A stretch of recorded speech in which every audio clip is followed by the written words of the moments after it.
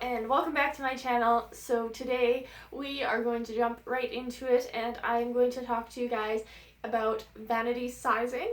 So vanity sizing is something that a lot of people have issues with nowadays, and it's the reason that everybody absolutely hates going clothing shopping. So I know there's many channels out there that talk about vanity sizing. There's lots of videos.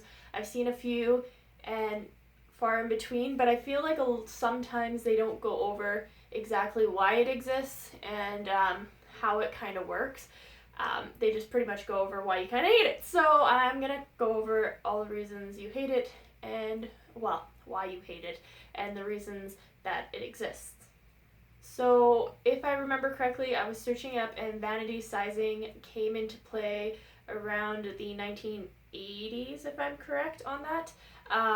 And pretty much what it is just what the word says, vanity, which means to be vain, which is to give the consumer the feel-good happiness of fitting smaller clothes by making the numbers smaller on the clothes. So back in the day, like Marilyn Monroe would be a very good example. Marilyn Monroe, every time anybody talks about her, they're like, oh, she was a size 12 or she was a size 16 or whatever she was.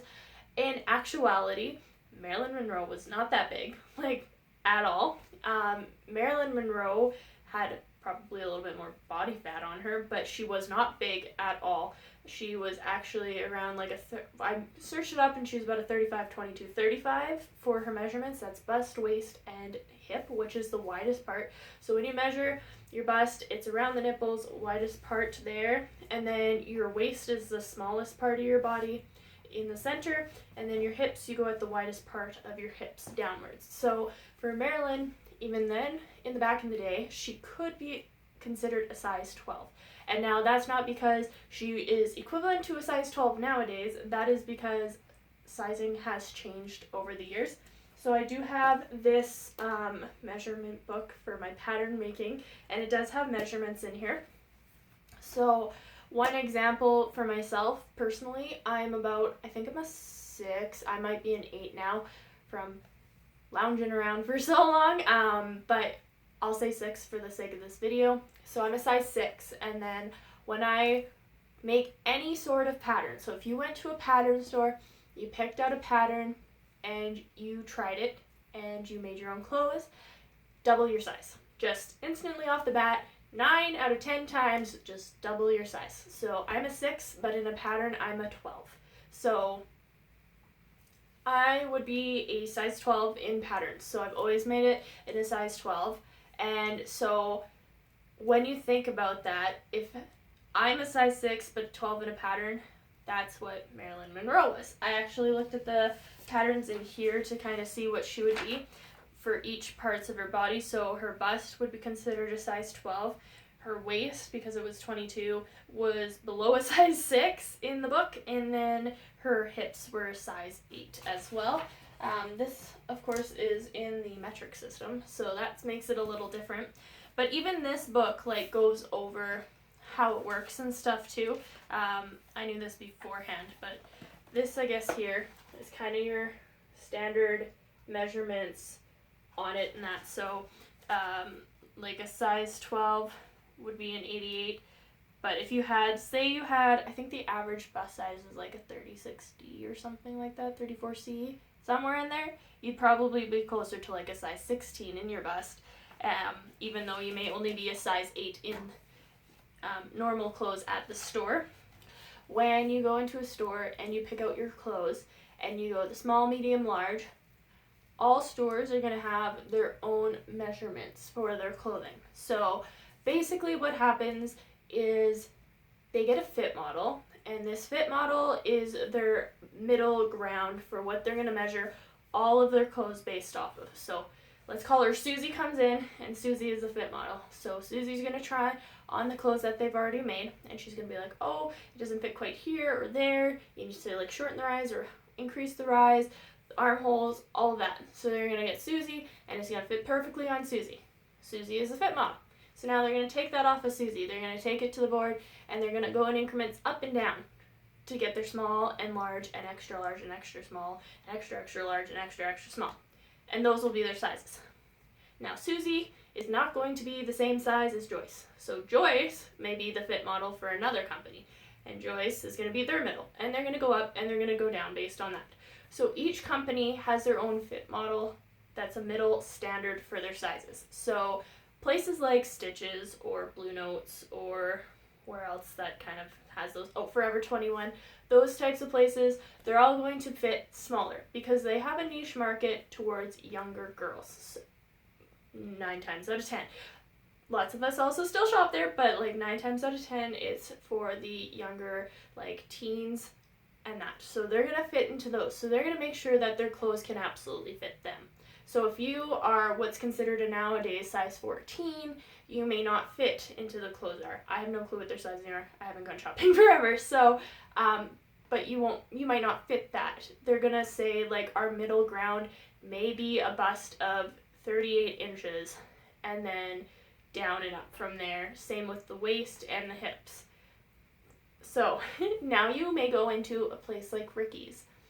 I go into Ricky's and I am about a size, I think 2 or 4, depending on the clothing. Now somewhere else I'm a size 6. That's because Ricky's objective niche is people who are kind of like in that business, like mid-20s and up. You're coming in for your business clothes to go to work, to look nice, to feel good about yourself.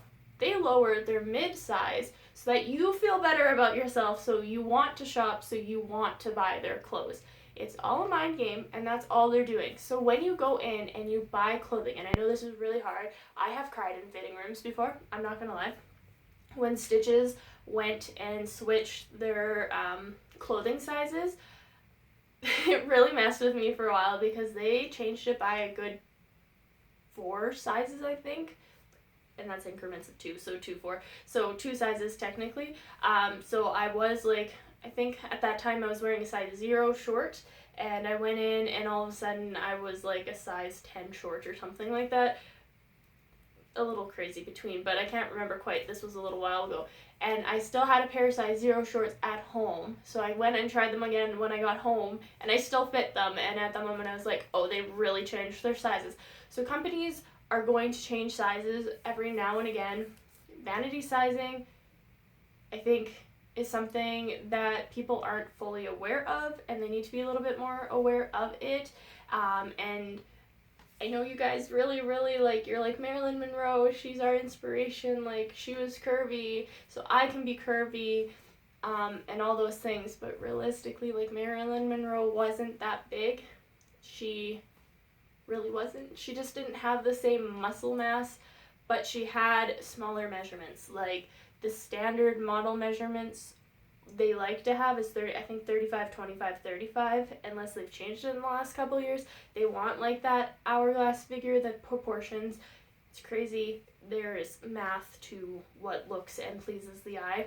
So she was closer to like our model sizes than she is to the average sized Joe nowadays, and I feel bad like telling people that, but it's true, and it's kind of something that people need to know because I have seen people cry when they've had to go and make clothing from a pattern, not understanding that yes, you may be a size 12 in the real world, but in the pattern world you're a size 24, and that's just kind of how it is, and it's always going to be. There's no standard on sizing at this time.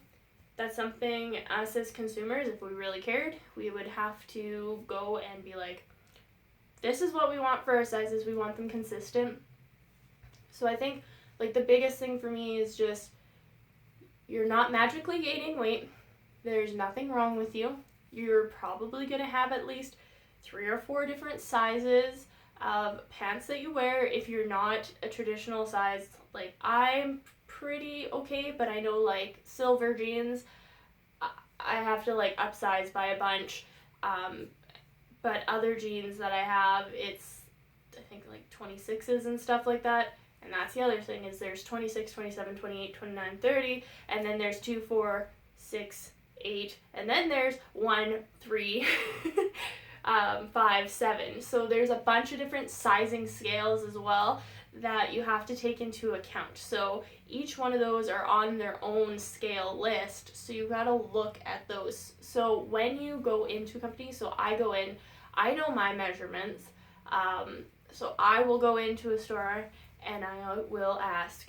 what are your measurements for your clothing? Do you have a measurement chart anywhere that I can see? And then from there, I'll look at it. If they don't, I'll Google it real quick, see what their size chart is, map out where my size is on there, grab that clothes and bring it into the changing room and try it on. That, one, makes things easier and quicker. Two, there's a less emotional distress from that, because you're not like, oh, I'm definitely like a size 6, and then you grab a size 6 and then it turns out you're a size 10 in their clothes. It just helps you really emotionally not like panic when you're putting on things. And it's just something that's going to make your life a lot easier, to be honest. I always just like put clothes up to me and be like, yeah, that's good. Don't suggest that. I suggest always trying on things and seeing how they fit. But another thing from this book, like to read, to kind of tell you how they explain the sizing, they don't call it vanity sizing. They just call it niche markets. So the retail clothing sector that sells high street fashion to the young market uses size charts that fit a youthful or athletic figure. Their ranges are very attractive to young teenagers, and therefore many companies in this market have extended the lower end of their size range and reduced the upper end of the range. Many retailers research their markets and recognize their main customer base. Their suppliers will take into account that the shape is as well as the body measurements of their target market. They will note growing obesity in the general population, but recognize that the shape of a high fashion teenager is quite different from that of a mature woman.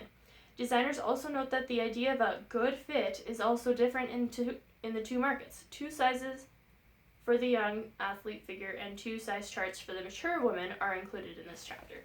So it's looking at the fact that it's just not going to be the same, right? Stitches versus Ricky's, versus like a plus size store versus like a petite store. Like, you can't get mad at them. A petite store is looking at women who are like size 00 or 000 in industry standard at this point, or versus looking at like plus size where you're at like the 22s. I think they start at like 18 or something like that, and those numbers over on the plus side of things. And I've been at the low end, and I've been at the middle-ish, but I have not been at the high end, so I cannot talk about the lower here, because I don't have experience. But I have experience in the middle, and I have experience where when I was younger, I would go into Stitches, and I would try to buy 00 jeans, and they were still too big, and it was terrible because nothing ever fit me, and I always had loose, baggy clothes. Not baggy, but like loose clothes, and it drove me nuts. And then once I started growing, things got tighter, and then it was uncomfortable because clothes were tight and I wasn't used to it. So I think we all just need to look at the fact that the industry is not there to make you aware. They're there to make you feel good about yourself and put whatever number is going to make you buy their clothes on their clothing and go from there. It's not about you for the most part in all industries. Like, it's not really about you for most of them. It's about what they can get, what top dollar they can get from making you think you're all of a sudden a size 0 when in reality you're size 6. Or, it's to make you think you're smaller than what you are and want to come back to that store. Because which store are you going to? The one that's giving you the size 0 clothing, or the one that's giving you the size 6 clothing? More than likely, you're going to the one that's giving you the size 0 clothing. So really just look into it and really educate yourself on things. So really, I guess the whole point of this video is to pretty much just say vanity sizing is a system to stroke your ego for the most part, and also to have each brand and designer has a niche market that they're trying to reach to.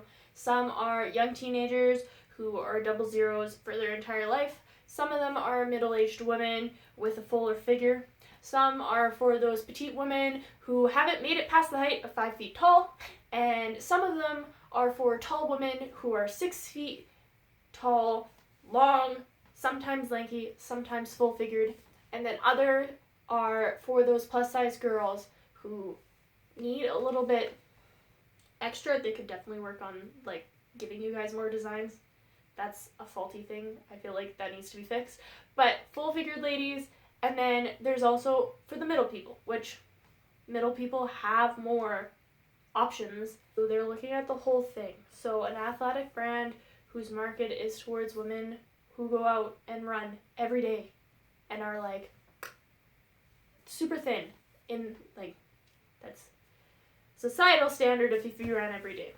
Just a super athletic shredded woman who don't have like any body weight, they're gonna make their sizes smaller so that they fit those women.